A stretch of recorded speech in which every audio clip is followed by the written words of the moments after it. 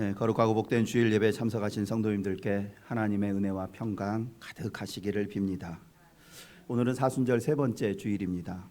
사순절은 예수님의 십자가 고난을 묵상하며 부활절을 준비하는 절기입니다. 주일을 제외한 40일을 사순절이라고 부릅니다.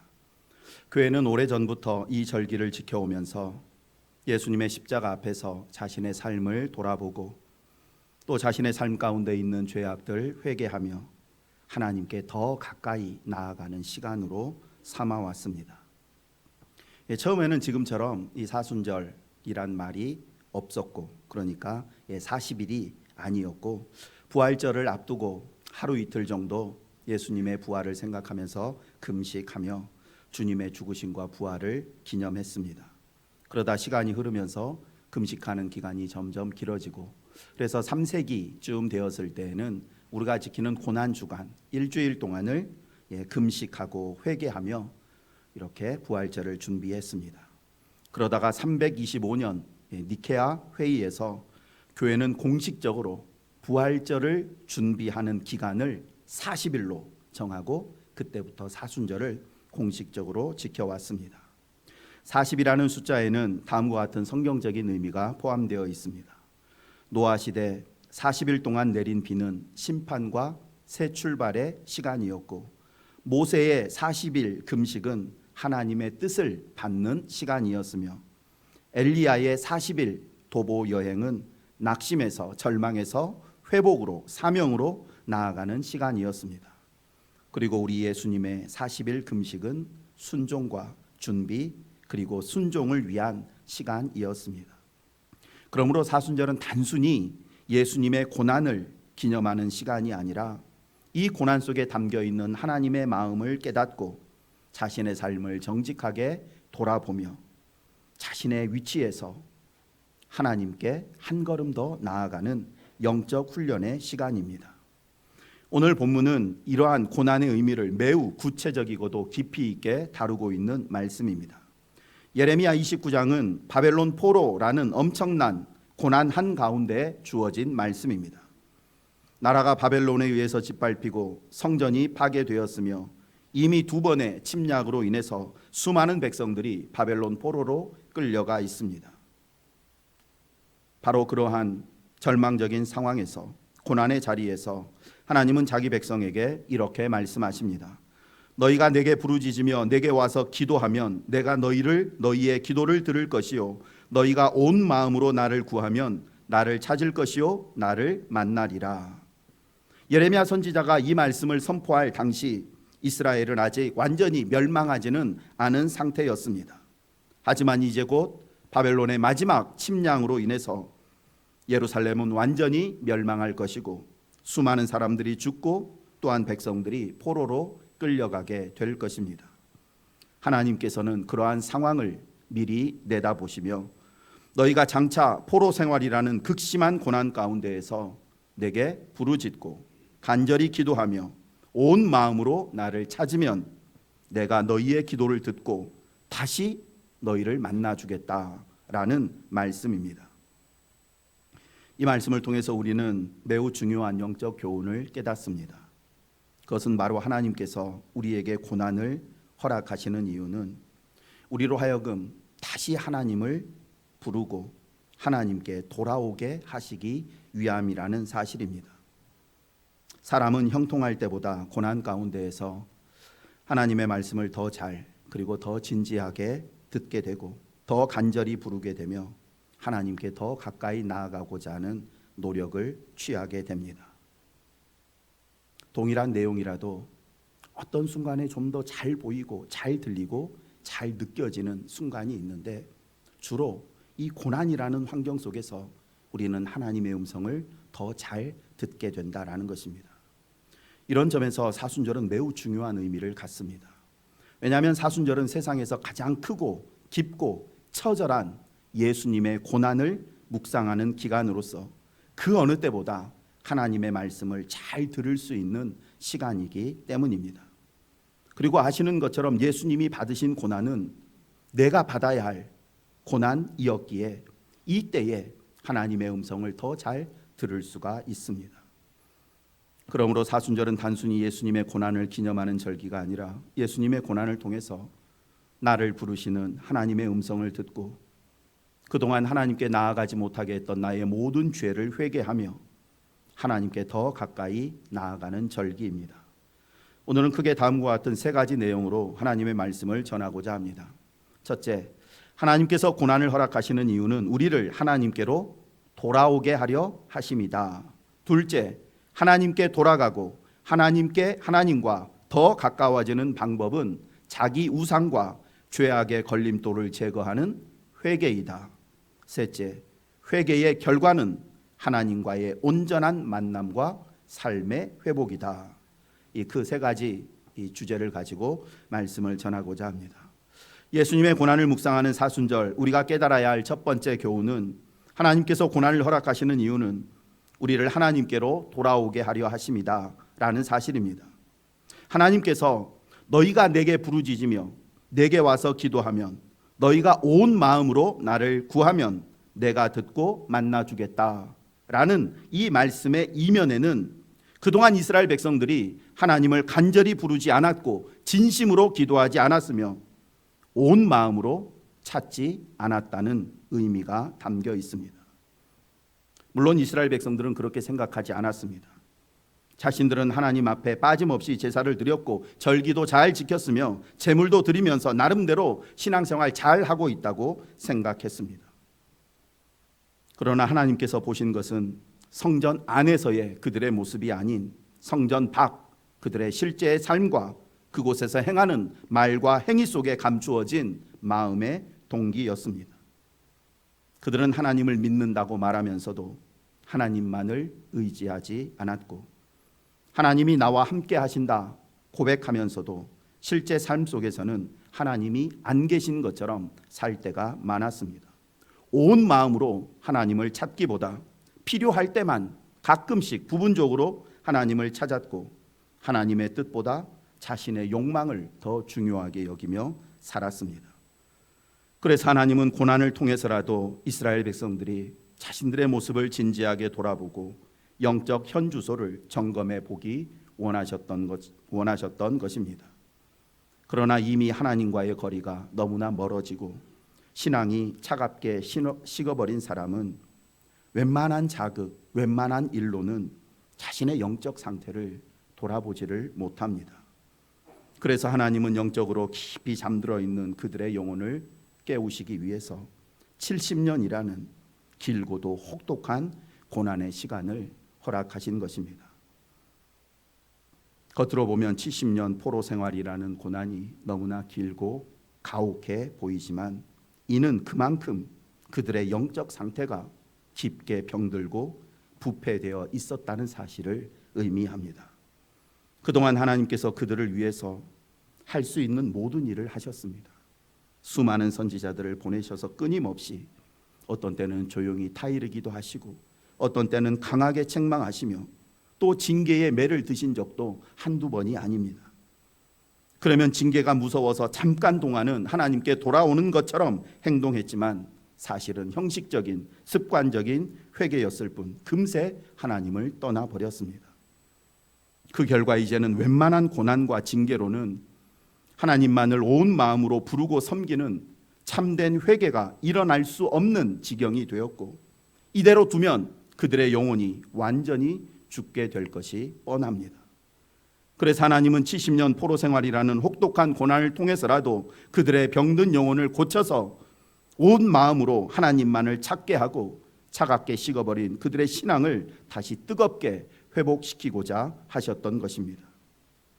그들이 미워서 벌을 주기 위해서가 아니라 그들을 너무나 사랑하셨기에 이렇게 해서라도 그들을 살리고자 하신 것입니다. 예레미야 선지자는 하나님의 이 애타는 마음을 다음과 같이 정확하게 표현했습니다. 주께서 인생으로 고생하게 하시며 근심하게 하심은 본심이 아니시로다. 하나님께서 때로 우리의 삶에 고난을 허락하시는 것 사실이지만 고난 자체가 하나님의 본심은 아니라는 말씀입니다. 하나님은 자기 백성이 고생하고 근심 가운데 사는 것을 결코 원하는 분이 아니십니다. 그럼에도 고난을 허락하시는 이유는 그 고난을 통해서라도 다시 하나님을 찾고 하나님께 돌아오기를 원하시기 때문입니다. 하나님께 하루라도 빨리 돌아오고 지금보다 한 걸음이라도 더 가깝게 나오는 것이 고생하지 않고 근심을 줄이는 방법이기 때문입니다. 이대로 두면 지금보다 훨씬 더 심각한 고생을 겪다가 결국은 영원토록 근심하는 지옥 가운데 살게 될 것이 뻔하기 때문입니다. 하나님은 하나님의 이러한 마음을 오늘 본문에서 이렇게 분명히 말씀하십니다. 함께 읽어보겠습니다. 너희를 향한 나의 생각은 내가 아나니 재앙이 아니라 곧 평안이요 너희 장래에 소망을 주려는 생각이라. 아멘. 하나님께서 약속하신 평안은 단순히 모든 일이 우리가 생각하는 대로 술술 풀려나가는 그런 의미가 아닙니다. 하나님께서 주겠다고 약속하신 평안은, 즉 우리가 아는 샬롬은 하나님과의 관계가 다시 온전히 회복되어서 우리의 삶 전체가 하나님 다스림 안에 머무르게 되는 것, 이것을 평안이라고 말합니다. 하나님 안에 머물러 있는 것이 평안이고 하나님으로부터 멀어지는 것이 근심하고 두려우고 재앙을 받는 것이다 라는 것입니다. 세상은 우리에게 평안을 주는 것 같지만 결국은 우리를 지옥의 재앙 속으로 끌고 갑니다. 그러나 하나님은 때로 우리에게 재앙을 내리시는 것 같지만 그러나 결국은 우리에게 참되고 영원한 천국의 평안을 주십니다. 왜 우리 삶에 고난을 허락하시는가? 우리에게 평안을 주시고 우리에게 희망찬 미래를 주시기 위함입니다. 그런데 왜 하필 고난이라는 방법인가? 말씀드린 것처럼 고난이 아니면 좀처럼 하나님 안으로 들어오려고 하지 않기 때문입니다.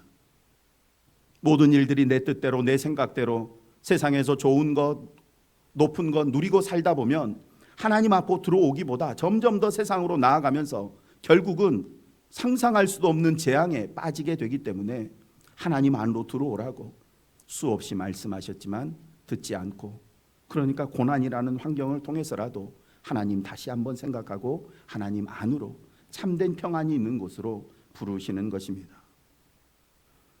그런데도 우리는 종종 이렇게 생각합니다. 하나님이 정말 나를 사랑하신다면 내 삶의 고난을 막아주시고 고난이 생겨도 금방 없애주셔야 하지 않느냐라고 말입니다.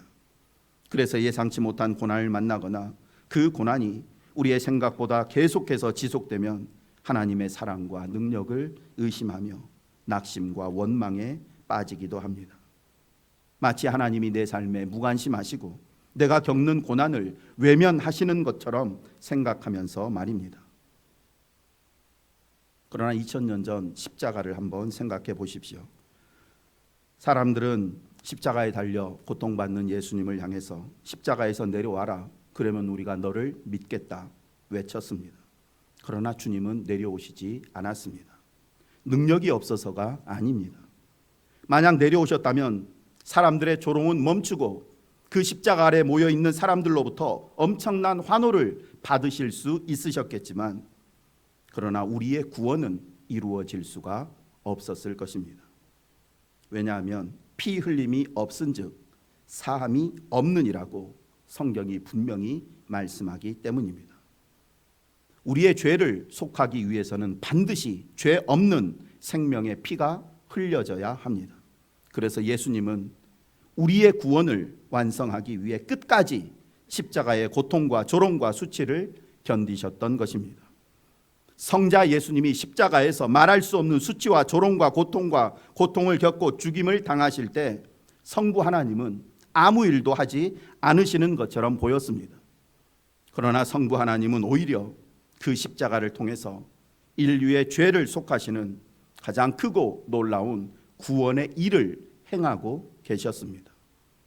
마찬가지로 이스라엘 백성들이 바벨론 포로로 끌려가 70년 동안 고통받는 동안에 하나님 아무 일도 하지 않으시는 것처럼 보였지만 사실은 하나님의 백성들의 온전한 회복을 위해서 정말 중요한 일을 끊임없이 하고 계셨습니다. 허락하신 고난을 통해서 그들의 잠든 영혼을 깨우고 그들의 삶을 돌아보게 하시며 다시 하나님을 찾고 하나님의 품으로 돌아오게 하는 그 일을 끊임없이 하고 계셨던 것입니다. 이런 의미에서 사순절은 오늘 우리에게 너무나 중요한 시간입니다. 예수님의 고난을 묵상하는 이 기간 동안 내가 지금 서 있는 자리는 어디이며 나와 하나님과의 거리는 어느 정도가 되는지, 나는 지금 온 마음을 다해 하나님을 찾고 있는지를 진지하게 살펴보아야 합니다. 그래서 만약 지금 내 신앙이 하나님으로부터 멀어져 있고 하나님과의 관계가 이전만 못하고 많이 식어져 있다면 이 사순절 기간 동안 회개하고 하나님을 다시 간절히 찾고 이전보다 하나님께 더 가까이 나아가기 위해 애를 써야 합니다. 그렇다면 고난을 통해서 또 사순절 묵상을 통해서 우리가 하나님께 돌아오기를 원하시는 그 하나님의 간절한 마음을 깨달았다면 구체적으로 어떻게 하나님께 가까이 갈 수 있을까요? 너희가 온 마음으로 나를 구하면 이라는 말씀 속에서 답을 찾을 수 있는데, 온 마음으로 나를 구한다는 말은 한마디로 회개하라 라는 의미입니다. 그동안 온 마음으로 하나님을 찾지 못하게 만들고 전심으로 기도하지 못하게 방해했던 것들을 제거하라는 것입니다.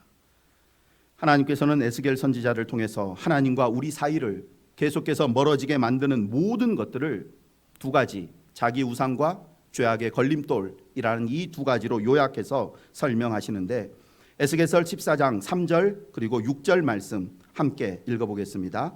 인자야, 이 사람들이 자기 우상을 마음에 들이며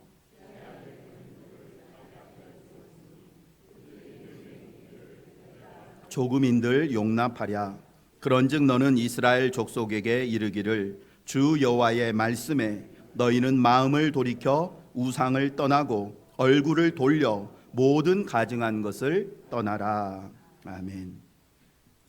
하나님께서는 우리의 마음속에 들여놓은 자기 우상을 버리고 죄악의 걸림돌을 제거하라고 말씀하셨는데, 자기 우상을 버리고 죄악의 걸림돌을 치우는 것, 이것을 회개라고 말합니다. 우리가 버려야 할 우상이 무엇일까요? 하나님보다 더 사랑하는 것, 하나님보다 더 의지하는 것, 하나님보다 더 두려워하는 것, 하나님 말씀보다 더 큰 영향을 받는 그 모든 것이 다 우상입니다. 어떤 사람에게는 돈이 우상이 되고 어떤 사람에게는 세상에서의 성공과 출세가 우상이 됩니다. 어떤 사람에게는 명예와 체면, 어떤 사람에게는 자기의 자녀와 배우자, 가정이 우상이 되고 또 어떤 사람에게는 자기의 자존심과 감정이 자기의 우상이 되기도 합니다. 그것이 무엇이든지 하나님보다 앞에 있는 것, 하나님보다 위에 있는 것, 그 모든 것이 다 우상입니다. 그리고 회개란 하나님보다 앞에 있는 것, 하나님보다 높은 곳에 있는 것을 다시 하나님 뒤로, 하나님 아래로 끌어내리는 것을 회개라고 말합니다. 어떤 분들은 가족을 하나님보다 앞세워서는 안 된다, 아무리 그래도 가족을 하나님보다 중요하게 여겨서는 안 된다 라는 말씀을 들으면 이렇게 반문하는 분들이 있습니다. 그러면 하나님이 진짜 내 가족보다 더 중요하다는 말입니까?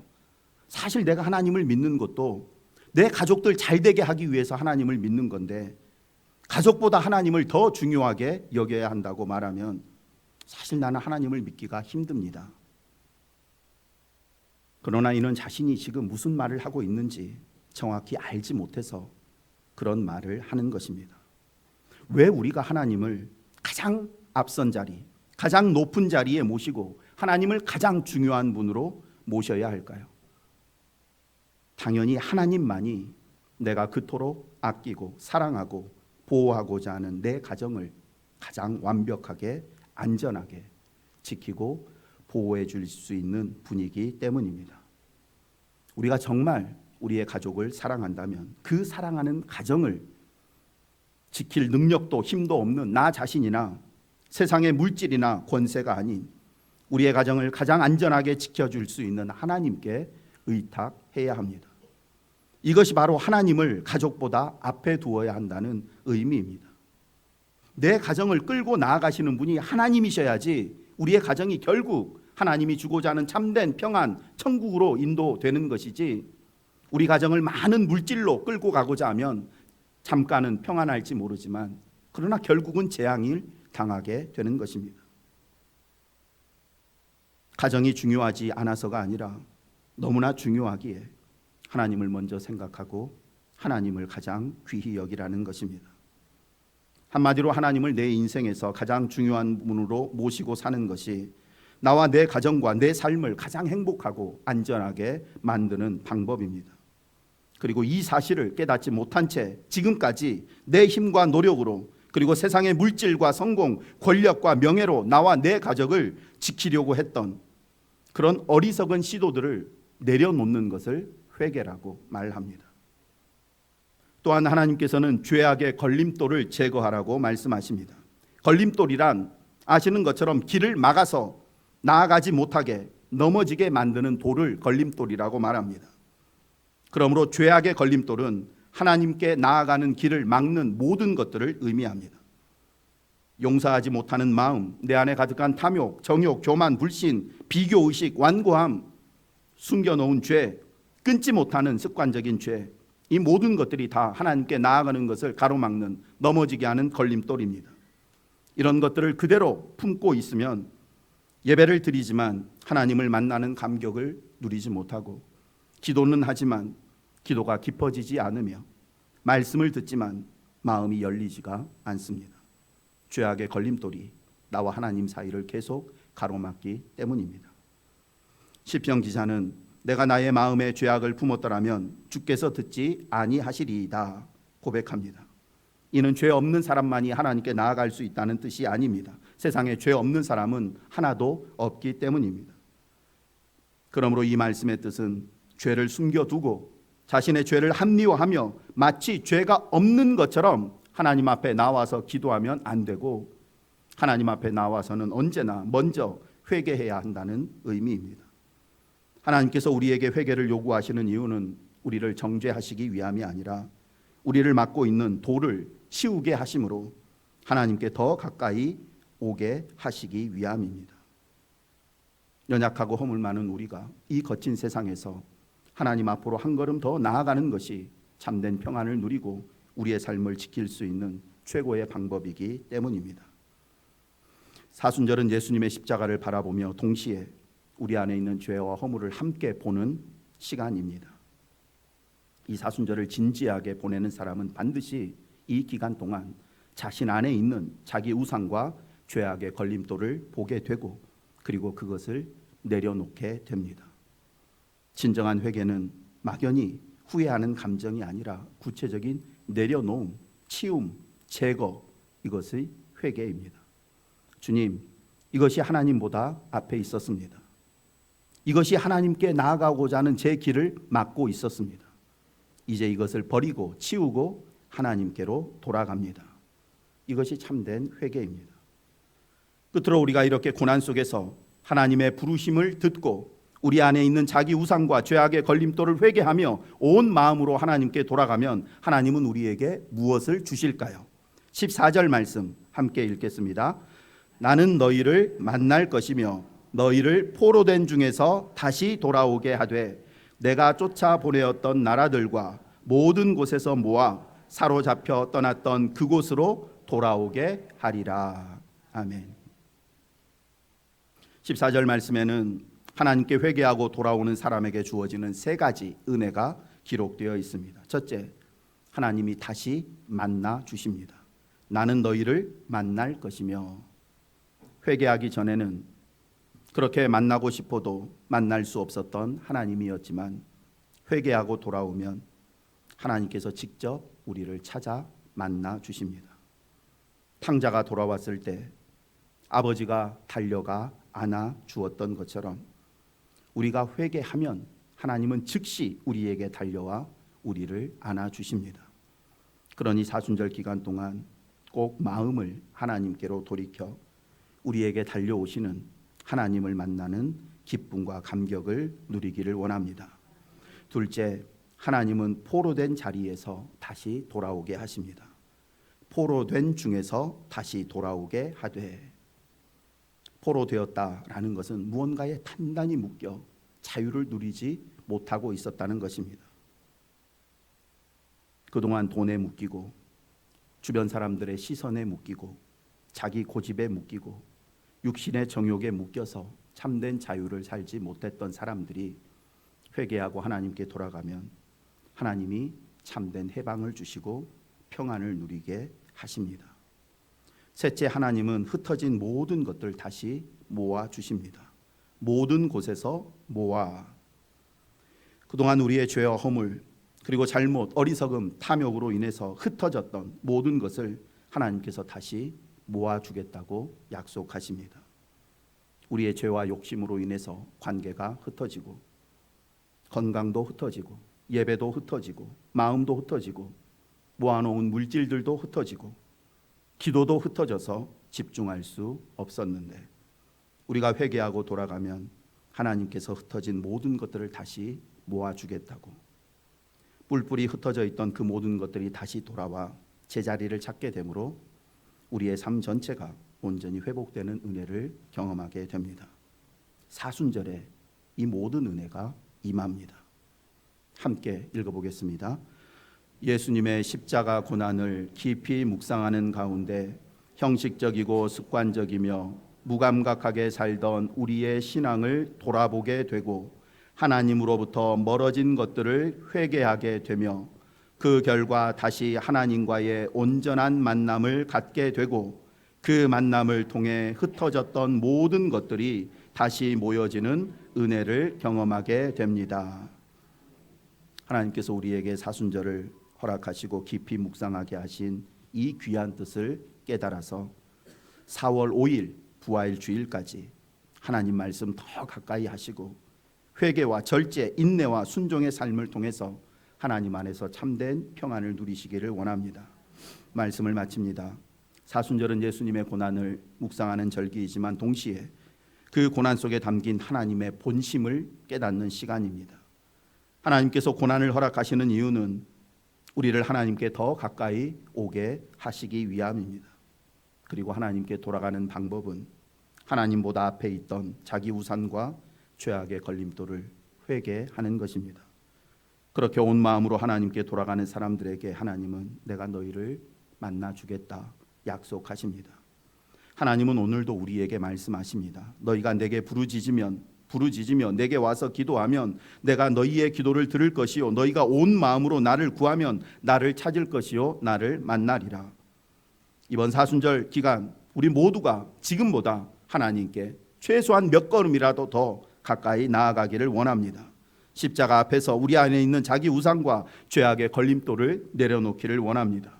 그러면 하나님께서 약속하신 대로 우리를 다시 만나 주시고 그동안 내 삶을, 내 마음을 묶고 있던 모든 것들을 풀어주시며 나의 죄와 허물로 흩어져 버렸던 모든 것들을 다시 모아서 우리의 삶을 온전히 회복시켜 주실 줄 믿습니다. 사랑과 은혜가 풍성하신 하나님 아버지, 고난 속에서 저희를 부르시며 말씀하시는 하나님의 마음을 깨닫고 하나님의 음성을 듣게 하여 주옵소서. 예수님의 십자가를 깊이 묵상하는 사순절을 보내는 동안 저희의 삶을 겸손히 돌아보게 하시고 하나님보다 앞에 두었던 자기 우상과 죄악의 걸림돌들 제거하게 하여 주옵소서. 회개하고 온 마음으로 하나님만을 찾을 때 다시 저희를 만나 주옵소서. 그래서 저희가 하나님 안에서 참된 자유를 누리며 저희 어리석음으로 잃어버렸던 모든 것들이 다시 돌아오는 회복의 은혜를 경험하게 하여 주옵소서.